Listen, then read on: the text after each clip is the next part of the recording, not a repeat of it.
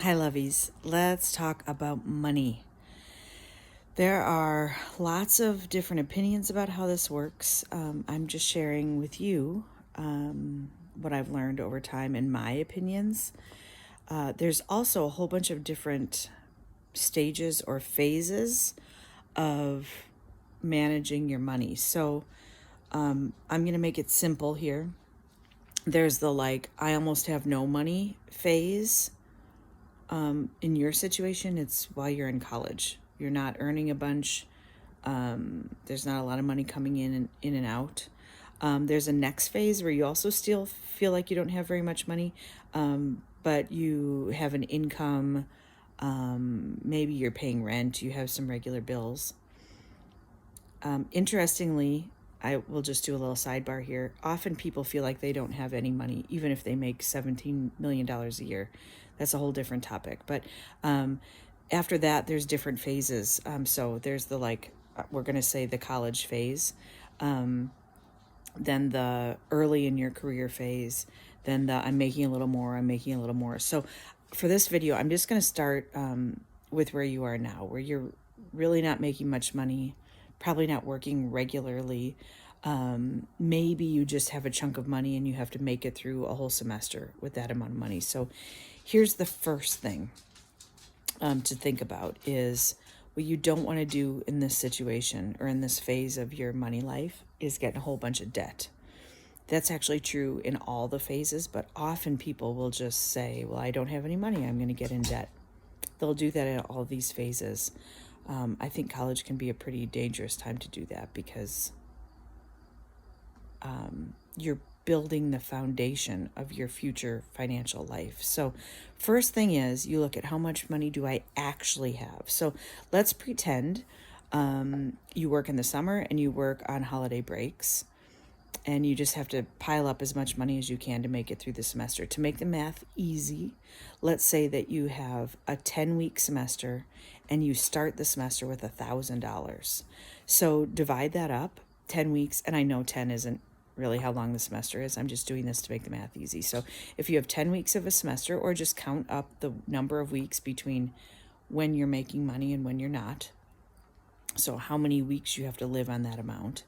Let's say you have $1,000, it's 10. That means you have $100 a week to spend, period. End of story. You don't have more than that. That's your budget. You need to find a way to budget. Bring me the ball, Leo. Bring me the ball. Bring it over here. Bring it here.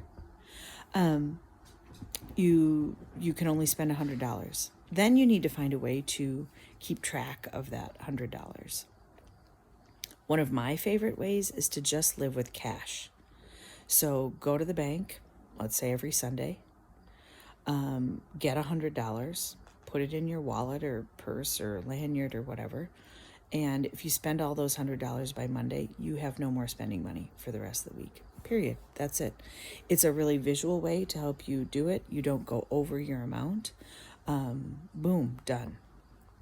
If not, if you're using green light or something like that, you can just put $100 in your spending, and when that gets to zero, boom, that's it. You can't do it.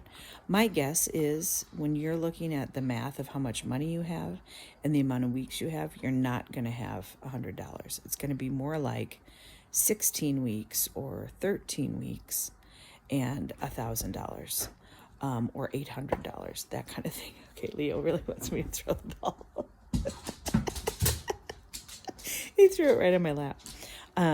So that's the basics. That's step one, having a budget and managing it. The beauty here is step one in this phase is something you'll use in your future stages too. You're just building your financial life after on that one practice. And the basic concept is this: live within or beneath your means. So your means are the amount of money you actually have and making sure you're not spending more than that. If you do the cash method, and let's say you do have $100 a week, which I don't think you will, and you only spend 90, awesome. Now you've got 10 extra dollars. That's when you can decide what you want to do with it. You could save it. Let's say you're saving up for a concert or a race or to buy a new pair of skis or new sweet shoes or whatever, you can put that $10 in savings, or you can reward yourself with 10 extra spending dollars for the next week. That's your decision. We'll get more into savings in a future video, but that's the first basic one. Have a budget, an amount of money you can spend, and then only spend that amount or less. I'm going to lean on this concept of have an amount you can spend that it's safe to spend, and then spend that amount or less every week. At the next phases of money stuff, we'll talk about like how to figure out how much money you actually can spend.